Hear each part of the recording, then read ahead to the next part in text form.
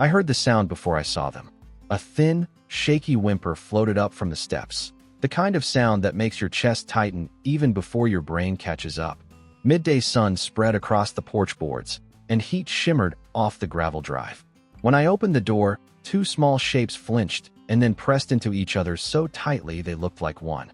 They were filthy, ribs faint under matted fur, paws tucked close as if trying to hide in their own shadows. I crouched and spoke softly, keeping my hands to myself. "Easy, little ones. It's all right." They stared back with pale eyes that didn't seem to trust anything. One gave a tiny cough. The other tucked its nose under a scrawny leg and trembled. I scanned the yard, half expecting to see someone step out from behind a car or a fence and claim them. No one came. The road was empty. The only sound was the grasshoppers and their thin, steady buzz. They looked like strays that had been on their own too long. Puppies, I told myself. Just puppies. I backed into the kitchen and filled a shallow metal bowl with water. When I set it down near the rail, they didn't move at first. Then the bolder one slid forward on stiff legs and sniffed, bumping the rim. The second followed, close as a shadow, and together they lapped in quick, nervous bursts, heads lifting every few seconds to check me, to check the door, to check the open yard. I brought out a small plate with some dry kibble I kept for the occasional neighborhood dog that wandered through. The crunch sounded too loud in the quiet. They jumped, then crept back and ate like the food might vanish if they blinked. I stood a few steps away, arms folded, trying not to crowd them. I'm not keeping dogs, I told myself. I'm not starting that whole thing. Bowls on the porch were one thing. A leash, shots, crates, and 100 small obligations were something else. I didn't want that life. They ate until the plate was clean and then sat down side by side, still alert, still ready to bolt. Sun lit the edges of their ears and the thin whiskers at the corners of their mouths.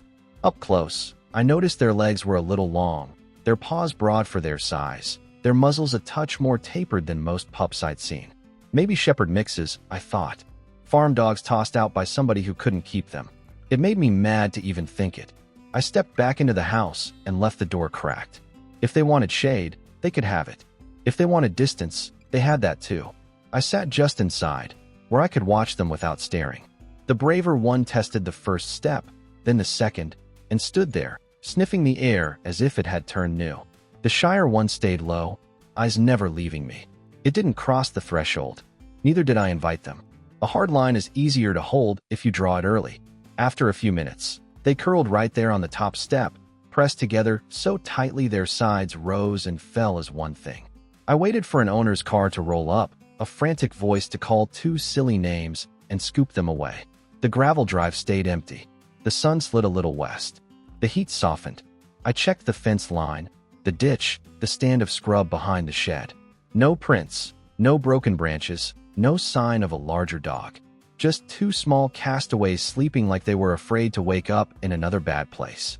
When they stirred again, I set out a bit more food. The shyer one took a cautious mouthful and looked at me as if waiting for permission. "You're okay," I said. "Eat." It did. The braver one finished first and pawed at the empty plate with a small, frustrated sound. I didn't refill it. Too much at once would only make them sick. They settled back into their corner by the rail, looking at the yard as if a map might appear to tell them where to go next. I held my line. No inside, no baths, no soft bed dragged out from the hall closet. If I let them in, I knew how it would go. A day would become a week, and a week would become the kind of promise you make without saying a word. I wasn't ready for that. I had work, long hours, a house that was quiet on purpose. The porch was help enough. I took photos in case I needed to post a notice or call around.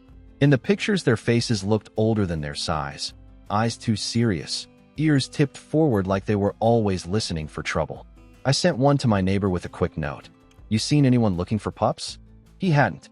He wrote back that folks dumped animals sometimes at the turnoff past my place. I stared at the message longer than I needed to and put the phone face down. Late afternoon leaned toward evening. Shade reached across the steps. The two curled again, noses tucked to bellies. I brought out another shallow bowl, this time with a little bone broth watered down, lukewarm. Their ears flicked when they smelled it. They drank slow. I wiped the rim with a cloth when they were done. The braver one lifted a paw and set it on the threshold like it was deciding whether the house counted as a cave. I stood and the paw slid back. It wasn't a test I wanted to fail. People will say you should draw a hard boundary and stick to it. They're not wrong. But boundaries get soft when you're looking at need. I told myself I was doing the right thing in the right way. Food, water, shade, and space. No promises. No names. They weren't mine. They were two small lives I had met by accident. Twilight turned the yard blue. Crickets started up, a few at first, and then a lot, until the whole place seemed to hum. The pups, still pups in my head, watched moths bump the porch light. I pulled a deck chair to the doorway and sat with my legs inside and my back against the jamb. The air smelled like dry grass and dust cooling. Every time one of them shifted, the other matched it, a mirror adjustment to keep the contact unbroken. I waited for them to wander off, to pad down the steps and trot into the brush where they must have come from. They didn't. When I stood to stretch, they lifted their heads and watched me like the next move might decide the whole night. "Go on," I said, and flicked my fingers toward the yard. They stayed. I closed the door most of the way and listened. After a while, I heard them breathe, steady and slow, and the little scrape of a claw against the wood when one twitched in sleep. Before bed, I propped a piece of plywood at an angle to give them better cover from the wind that sometimes sneaks across the open lot after dark. I set the bowls beneath it and left a folded towel on the top step. Not inside, I thought. Not inside. In the quiet, the words sounded more like a reminder to myself than a rule for them. I turned off the porch light and stood there, hand on the switch, while my eyes adjusted. In the low glow from the kitchen window, their outlines looked less dog and more something else. Longer legs, sharper faces, but it was late, and I was tired, and I pushed the thought away. They're just strays, I told myself again. Two hungry pups. Help them get through the night, and tomorrow they'll move on.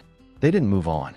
When I woke before dawn and opened the door to the gray chill, they were right where I'd left them, tucked into the corner under the plywood, watching the yard like guards on a post they had assigned themselves.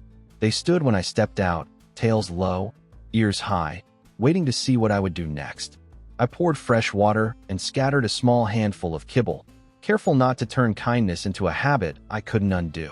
As the first light pulled color back into the world, they lay down again. But this time, they didn't curl so tightly. The braver one set its chin on its front paws and looked at me a long time, unblinking, not asking for anything, not promising anything either. The shyer one breathed slow, eyes half closed, as if it had decided that the top step of my porch was the safest ground it knew.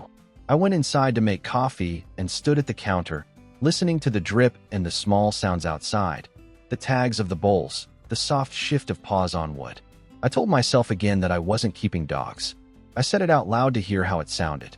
But when I carried my mug back to the doorway and looked down at the two shapes resting on my top step, I knew something had already shifted. I hadn't let them in, but they had found a way to stay. When the sun was high the next day, I opened the front door to step out and found them waiting. The same two small shapes, pressed together on the top step, eyes fixed on me like they had been rehearsing it all morning. Dust clung to their fur, and their ribs showed a little sharper in the daylight.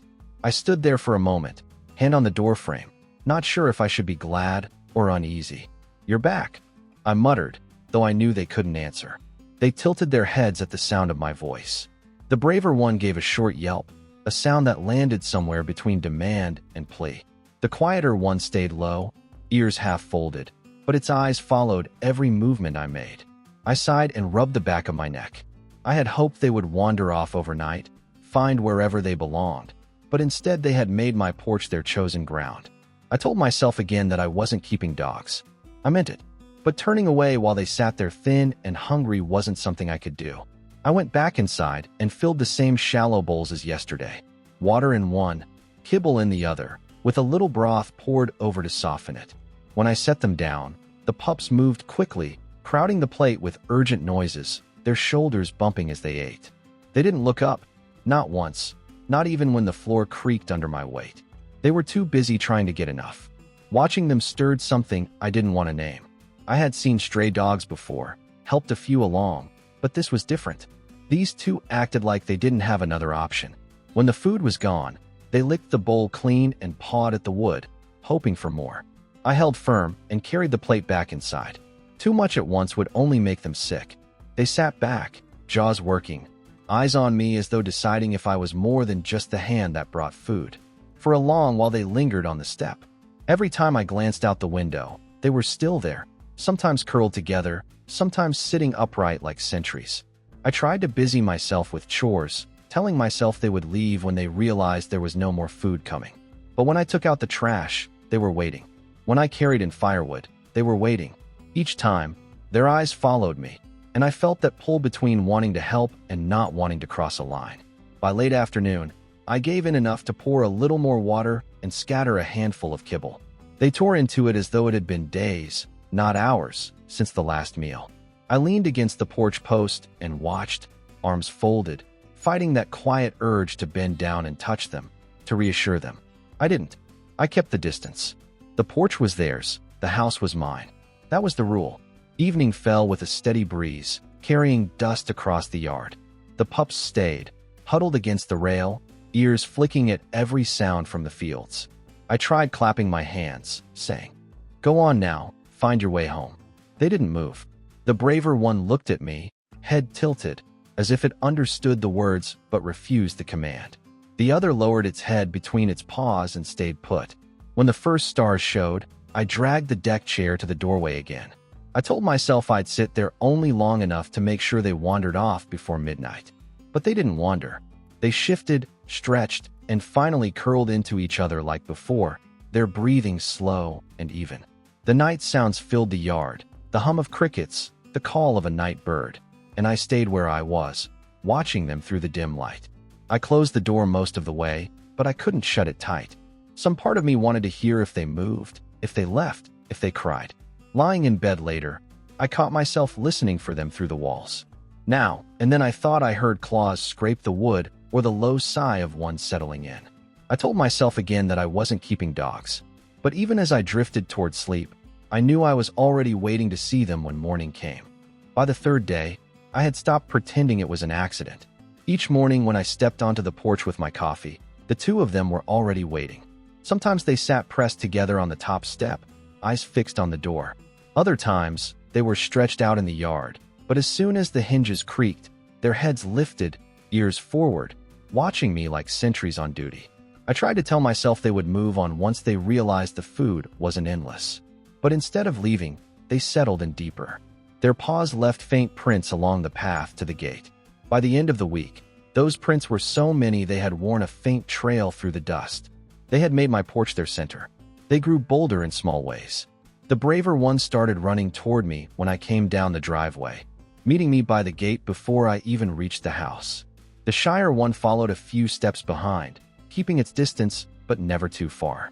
If I carried bags or firewood, they trailed, their eyes always searching for the bowls. When I knelt to set food down, their tails wagged low and uncertain, not the high flag of a dog but a cautious sway that matched their half-wild look.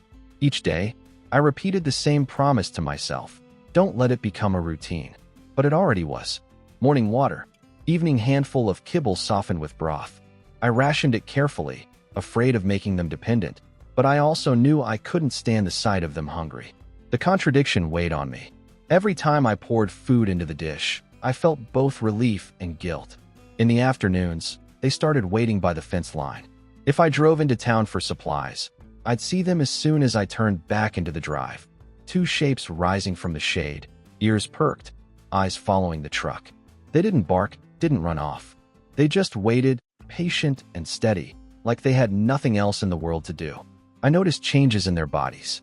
Their ribs weren't as sharp now, bellies a little fuller. Their legs seemed longer, their paws heavy on the boards when they shifted. And their eyes, bright, pale, too intense for ordinary puppies. I told myself it was just the light, just the breed, maybe some mix I didn't recognize. But deep down, the thought it might be something else flickered. Evenings became harder. I would sit on the porch while they sprawled at the steps, sometimes playing in quick bursts of energy, biting at each other's ears, tumbling across the boards. Their growls were deeper than I expected, rougher. When they finished, they always circled back to my feet, not close enough to touch, but close enough to show they had chosen this place as theirs. Neighbors started to notice too. One evening, my neighbor John slowed his truck as he passed and leaned out the window. "You got yourself some strays?" he called. "Just hanging around," I said, trying to sound casual. John gave a low whistle. They look tough for strays. Careful, David. You feed them too much, they'll never leave. He drove on, leaving dust curling in the air. His words stuck with me long after. I wanted to believe I was just helping them get through a rough patch. But the longer they stayed, the more I realized I wasn't just giving food. I was giving them a reason to come back, and they had accepted it completely. One night, I tried closing the porch off. I moved the bowls farther down the path and waited to see if they would follow. They ate, but when I went back inside and switched off the porch light, I still heard them return, claws scraping softly against the boards, settling into the corner they liked best. By dawn, they were curled there again, heads resting on their paws, watching the yard as if guarding it. I told myself I had drawn the line by not letting them inside, but I knew lines blur. Every day they pushed a little closer, and every day I let them. By the second week, it was clear they weren't just passing through. They had claimed my porch as theirs, and no matter how many times I tried to nudge them off toward the field or the road, they circled back. Morning, noon, and night, the two small shapes were always there. They slept by the door, curled tight against each other, paws twitching as they dreamed. They played rough games across the yard, snapping and tumbling, then returned to collapse in the same corner by the steps, as if it belonged to them by right. I kept telling myself this was temporary. Stray pups eventually move on, don't they? But every day my certainty thinned. They weren't leaving. If anything, their presence was stronger, more rooted. Even when I carried the food bowl farther from the porch, they ate quickly and then trotted back to their spot, settling in with calm determination. The porch wasn't just a stop for them anymore. It was home. It was in those moments of watching them that my doubts began to grow. Their bodies were filling out, yes, but not the way I expected. Their legs seemed long, too long, their paws heavy against the wood, each step leaving a sound more solid than any puppy I had known. Their faces were narrower, the snouts more pointed, and the way their eyes caught the light, pale, sharp, unblinking, made me pause more than once. One evening I crouched low while they ate, studying them. The braver one lifted its head mid-bite and locked eyes with me. For a second, I felt something I couldn't name, like the space between us wasn't just man and dog, but something older, something that belonged to the woods beyond the fence. My hand hovered, tempted to close the distance, but I pulled back before I touched it. They didn't bark. Not once. Not when cars rolled by. Not when a rabbit darted across the yard. Not even when the wind rattled the shed door. Dogs bark. These two didn't. Instead, their ears twitched, their bodies tensed, and they watched with a stillness that felt more like hunters than pets. At night, I would hear them moving. Soft claws against the porch boards, low growls as they wrestled, then silence broken only by steady breathing. When dawn came, they were already awake, sitting side by side, staring out at the fields like sentries. I began to wonder if I was the intruder, the one borrowing space on land that now belonged to them. I called my neighbor John one afternoon, just to ask again if anyone had mentioned missing pups. He chuckled. "David, those aren't pups anyone lost. Look at them close. You'll see it if you're honest with yourself." His words lingered after I hung up. That evening, I sat on the steps while they played in the yard, and I tried to be honest. What I saw was not the clumsy play of domestic puppies, but something fiercer in the way they lunged and dodged, jaws snapping shut with force they didn't yet know how to control. My stomach tightened with unease. I wanted to believe I was helping strays, doing a small kindness. But every day the truth pressed harder against that belief. They weren't like the dogs I knew. Their paws were too large, their bodies too quick, their eyes too wild. I didn't want to name the suspicion forming in my mind, but it was there all the same. That night, when I closed the door, I lingered longer than usual at the window. They were lying near the threshold again, one with its chin resting on the other's back. The porch light caught their eyes, and for a second the glow wasn't comforting but sharp, almost feral. I pulled the curtain and stood in the quiet kitchen, heart beating faster than I cared to admit. Something wasn't right. And yet, when I lay down, I still listened for the sound of their breathing, steady and close, as if part of me had already accepted they belonged here, no matter what they really were.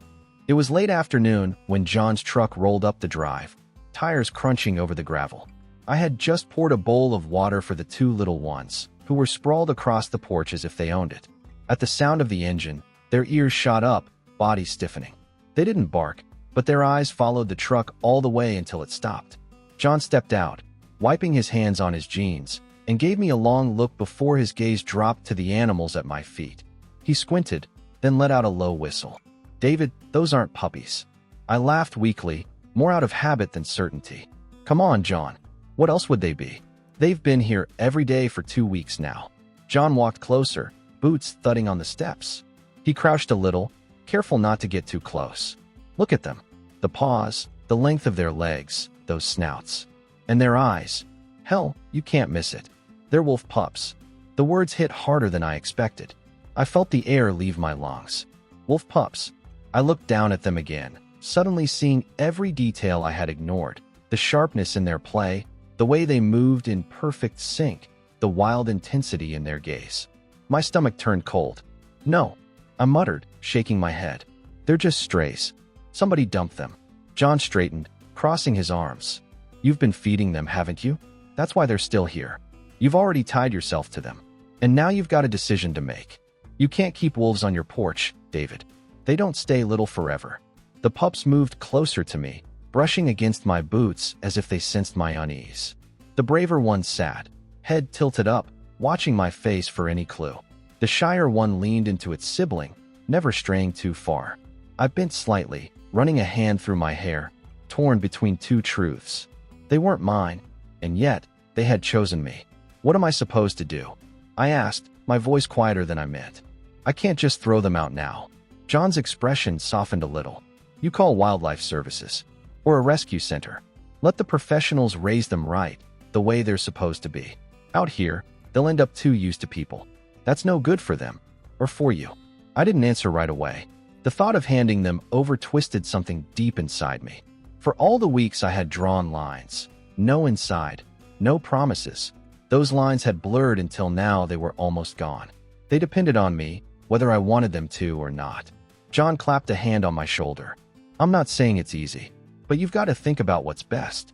Wolves belong out there." He nodded toward the tree line beyond the fields. "Not here." We stood in silence as the sun dipped lower, painting the porch in gold. The pups curled up together again, eyes half closed, trusting the space we had given them. My chest ached at the sight. Maybe John was right. Maybe calling someone was the right thing. But in that moment, all I could think about was how empty the porch would feel without them. That night, long after John had gone, I sat in the doorway listening to the steady breathing of the two small bodies outside.